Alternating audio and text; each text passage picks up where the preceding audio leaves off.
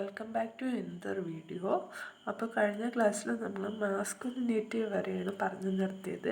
ഈ ക്ലാസ്സിൽ നമ്മൾ ഫെമിനിറ്റിയാണ് തുടങ്ങുന്നത്. ഫെമിനിറ്റി എന്നുള്ളത് മെയിനായിട്ട് സ്ത്രീകളുടെ ഇത് ഫോക്കസ് ചെയ്താണ് പറയുന്നത്. നോക്കാം.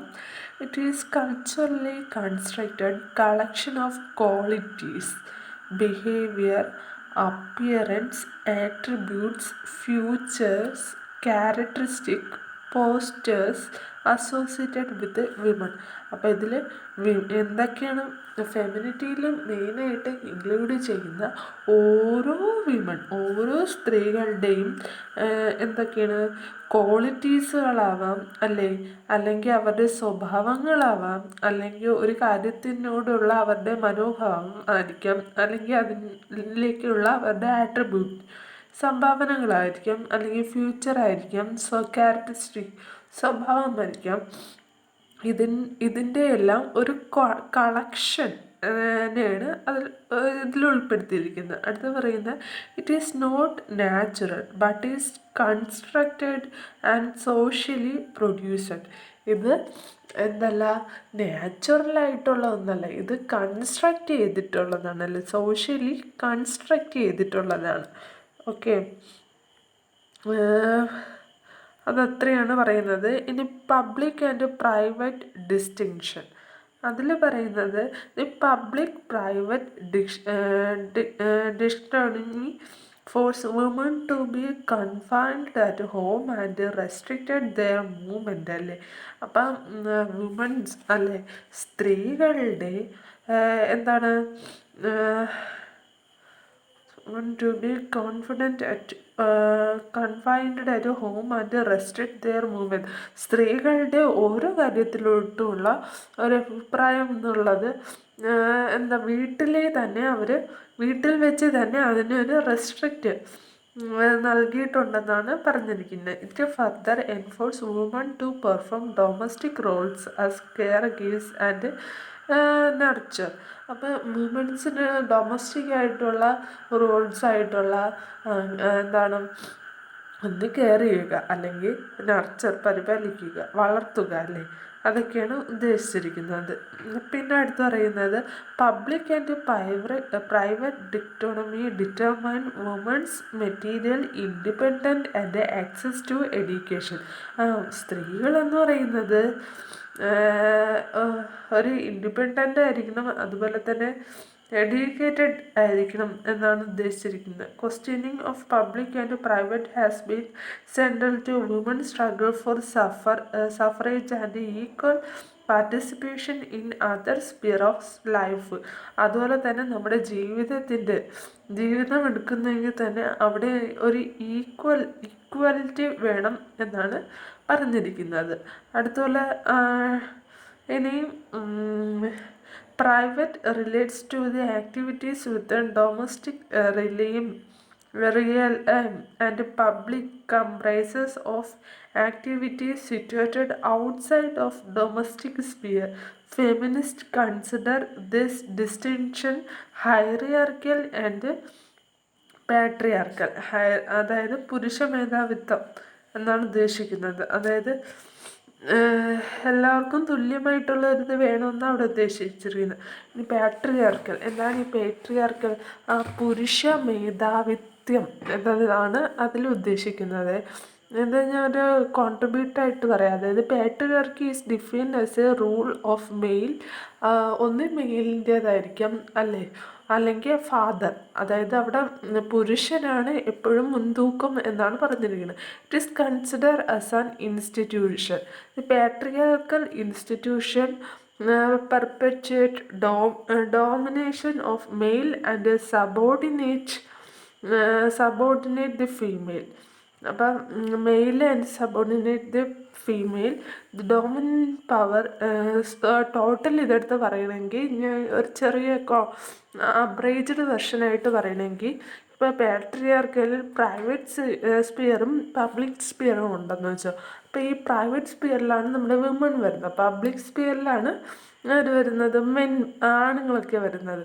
അപ്പോൾ ഈ വിമൺ വിമണിന് ഓരോ കാര്യം എടുക്കുന്നെങ്കിൽ അവർക്ക് അതിനോടൊക്കെ ഓരോ അഭിപ്രായങ്ങളുണ്ടല്ലേ. അപ്പം അവരുടെ ആ ഓരോ കാര്യത്തിനോടുള്ള അവരുടേതായ കാഴ്ചപ്പാട് ആ ഒരു ഇതിനെ റെസ്ട്രിക്റ്റ് ചെയ്യുന്നു. ആര് ആ വീട്ടിൽ നിന്ന് തന്നെ അതിനെ റെസ്ട്രിക്റ്റ് ചെയ്യണം. എന്നിട്ട് പറയുന്നു അവർ ഫ്യൂച്ചറിൽ ഒന്ന് വൈഫ് ആവുക അല്ലെങ്കിൽ മദർ ആവുക. So it is restricted women entirely to politic and decision making level അല്ലെ. അവർക്ക് സ്ത്രീകൾക്ക് സ്വന്തമായിട്ട് അവരുടേതായ രീതിയിൽ ഒരു കാര്യത്തിനും ഒരു തീരുമാനമെടുക്കാൻ പറ്റത്തില്ല. അതുകൊണ്ട് തന്നെ പൊളിറ്റിക്കൽ പാർട്ടിപരമായിട്ടുള്ള കാര്യത്തിലും അവർക്ക് യാതൊരു ഇതുമില്ല എന്നാണ് ഉദ്ദേശിക്കുന്നത്. അപ്പം എന്തുകൊണ്ടും ഇവിടെ പ്രാധാന്യം ഏറ്റവും കൂടുതൽ കൊടുക്കുന്ന ആണുങ്ങൾക്കാണ്. അതാണ് പാട്രിയാർക്കൽ സൊസൈറ്റീസ് എന്ന് പറയുന്നത്. ഓക്കെ, ഇനി സ്റ്റീരിയോ ടൈപ്പിങ്ങിന് മെയിനായിട്ട് ഞാൻ വായിച്ചെന്ന് മനസ്സിലായത്, അതായത് qualities what they can do. എന്താ gender stereotyping is nothing but reinforcing feminine and masculine qualities and attribute again and again.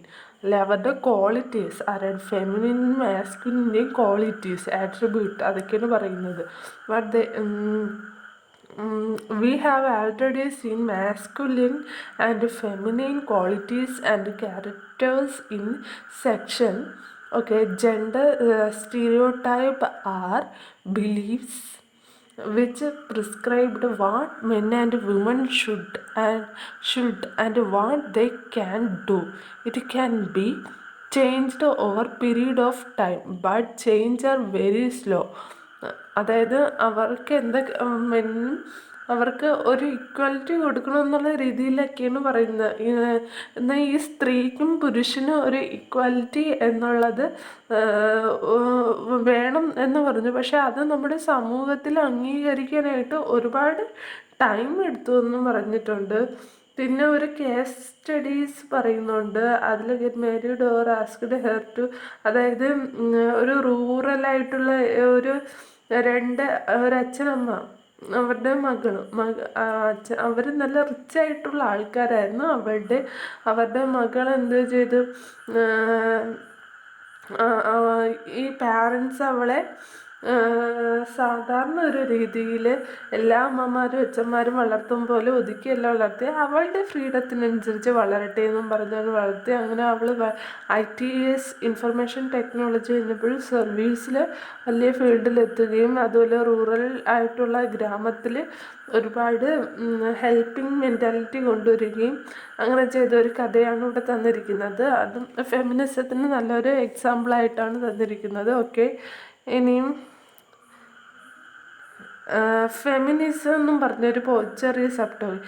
ഈ ഫെമിനിസത്തിൽ മെയിനായിട്ട് ഞാൻ നോക്കിയത്, feminism is A movement. It challenged the cases four questioning the inferior status of women.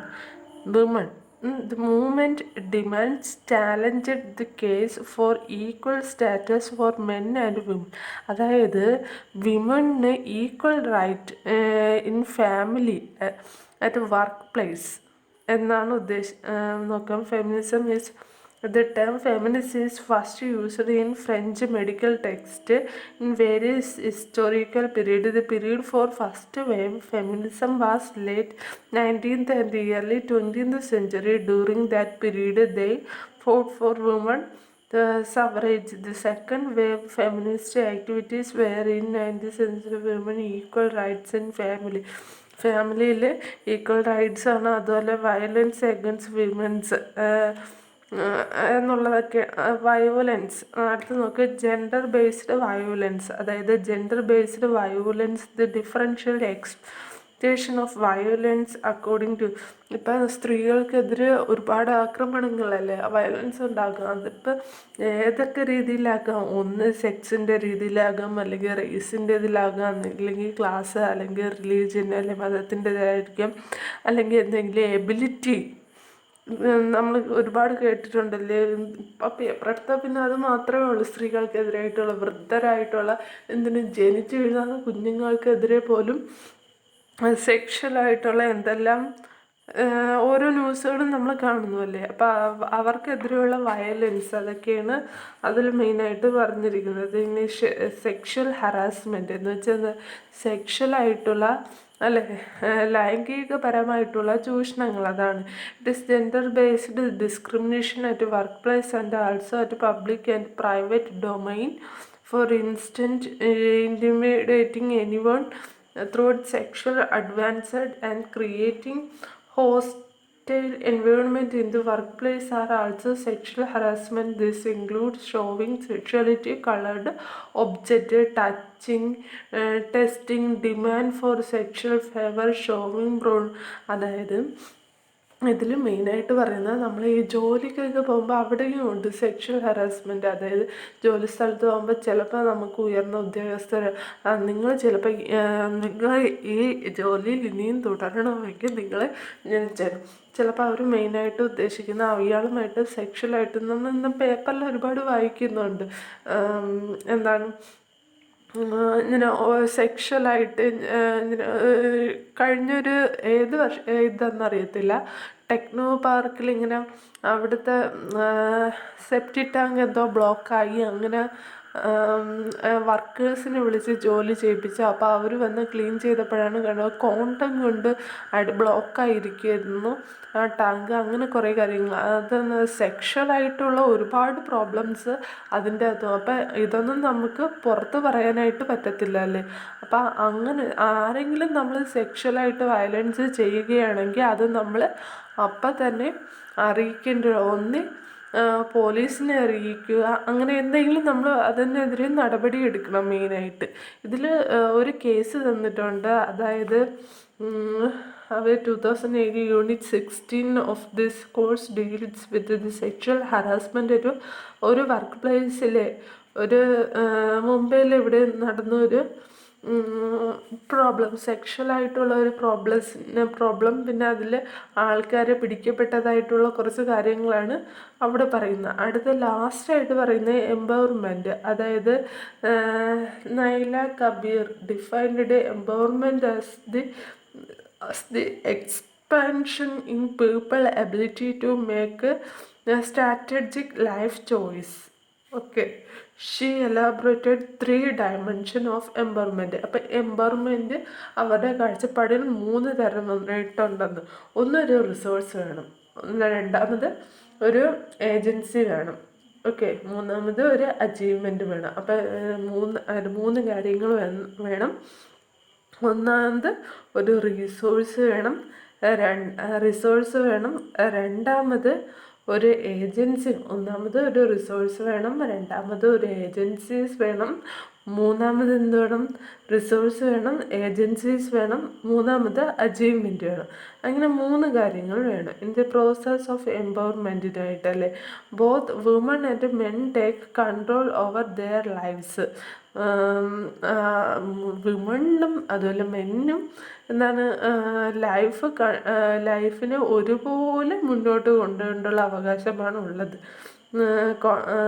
They build self confidence, അവർ സെൽഫ്ലി confidence ആയിരിക്കണം. Their problems and develop self reliance, അവരവരുടെ പ്രശ്നങ്ങൾ കണ്ടുപിടിച്ച് അത് ഡെവലപ്പ് ചെയ്യണം. കേസ് സ്റ്റഡി, പിന്നെ ഒരു കേസ് സ്റ്റഡീസാണ് തന്നിരിക്കുന്നത്.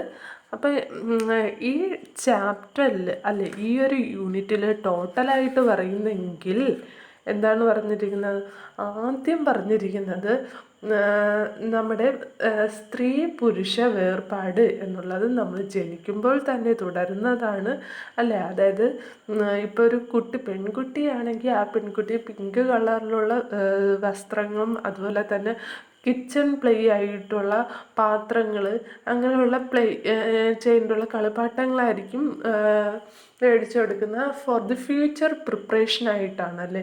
അതായത് അവർക്കറിയാം ഒരു പെൺകുട്ടി വളർന്നു കഴിഞ്ഞാൽ അവൾ ഒന്ന് വീട്ടിലെ അടുക്കള പണികളൊക്കെ ചെയ്യണം, വീട്ടുകാര്യങ്ങൾ നോക്കണം, അതുപോലെ തന്നെ അവൾ അച്ഛനെയും അമ്മേനെയും കുട്ടികളെയും പരിപാലിക്കണം, ഭർത്താവിനെയും പരിപാലിക്കണം എന്നല്ലാതെ അവൾക്ക് വേറെ എക്കണോമിക്കായിട്ടുള്ള ഇതിലോ അങ്ങനെ ഒരു ഇതിലും പോവേണ്ടുള്ള കാര്യമൊന്നുമില്ല. അവൾ സ്ട്രോങ് അല്ലാതെ ഇരുന്നാലും കുഴപ്പമില്ല, ചെറിയൊരു കാര്യം വന്നാലും കരയുന്നതൊക്കെ പെണ്ണുങ്ങൾക്ക് പറ്റിയ പണിയാണ് എന്ന രീതിയിലാണ് ആദ്യം പറഞ്ഞിരിക്കുന്നത്. പക്ഷെ പിന്നെ പിന്നെ അതിൽ ഒരുപാട് മാറ്റം വന്നിട്ടുണ്ട്. അത് പിന്നീട് നമ്മൾ കാണുന്നുണ്ടല്ലേ. എന്നാൽ ആ ടൈമിൽ തന്നെ നമ്മുടെ ഒരു എന്താണ് ആൺകുഞ്ഞാണ് ജനിക്കുന്നതെങ്കിൽ അവന് എന്താ ബ്ലൂ നിറത്തിലുള്ള ഡ്രസ്സാണ് മേടിച്ചു കൊടുക്കുന്നത്. ആ ഡ്രസ്സ് ഡ്രസ്സ് മേടിച്ചു കൊടുക്കും. അതുപോലെ ഫ്യൂച്ചർ റോളിലേക്ക് ഗണ്ണ് അല്ലേ, അങ്ങനെയുള്ള ഇതൊക്കെയാണ്. അവൻ എപ്പോഴും നല്ല സ്ട്രോങ് ആയിരിക്കണം. അത് അവൻ കാരണം വീട്ടുകാർക്ക് അറിയാം അവൻ്റെ ഫ്യൂച്ചറിൽ അവൻ വലുതാവുമ്പോൾ അവൻ പാരൻസിനെയൊക്കെ ഇങ്ങനെ സാമ്പത്തികപരമായിട്ടാണ് നോക്കേണ്ടുള്ളത്. അതുകൊണ്ട് അവന് നല്ല എഡ്യൂക്കേഷൻസൊക്കെ കൊടുത്ത് അല്ലെ പൊളിറ്റിക്കൽ അവന് രണ്ടുപേരടുത്ത് സംസാരിക്കേണ്ടുള്ള സ്കിൽസൊക്കെ ധാരാളമായിട്ട് നൽകുന്നുണ്ടല്ലേ. എന്നാൽ സ്ത്രീകൾക്ക് അധികം സ്കില്ല് കുറവാണ് എന്നുള്ള രീതിയിലൊക്കെയാണ് പറയുന്നത്. പുരുഷനായിരുന്നു അവിടെ പൊക്കി പറഞ്ഞത്. എന്നാൽ ലാസ്റ്റ് നമ്മൾ വായിച്ച് ലാസ്റ്റ് എത്തുമ്പോൾ എന്താണ് പറയുന്നത്, രണ്ടുപേർക്കും ഒരേ തുല്യത തന്നെയാണ് വേണ്ടത്. രണ്ടുപേർക്കും ലൈഫ് ഒരുപോലെ കൊണ്ടുപോകേണ്ടുള്ള എല്ലാ കഴിവും വേണം എന്ന രീതിയിലാണ് അന്ന് എത്തിച്ചേരുന്നത്. ഇന്ന് ഒരുപാട് മാറ്റങ്ങൾ വന്നിട്ടുണ്ട്. ഓക്കെ, അതൊക്കെയാണ് ഇതിൻ്റെ ടോട്ടൽ സമ്മായിട്ട് പറയുന്നത്. അപ്പോൾ എല്ലാവർക്കും ക്ലാസ് മനസ്സിലായെന്ന് വിശ്വസിക്കുന്നു. Okay, thank you for watching. Have A nice day.